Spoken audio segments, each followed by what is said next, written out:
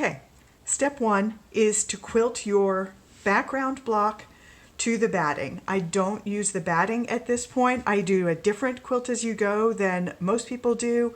And I've got a whole separate workshop that's free that takes you through all of the steps in a lot of detail. It's called Let's Make a Quilt, and there's a link in your pattern. But in a nutshell, step one is to quilt your background block to your batting only. And then you can go all fancy with it because it's just a small square and it's really easy to maneuver on a standard sewing machine. So step one, quilt the background to the batting. Step two, add your applique. Step three, outline the applique. Step four, trim your block down to size. Step five, sew all of the blocks together, press the seams open. Step six is when you layer in the backing, and the batting is already there, so it's just a two-part sandwich.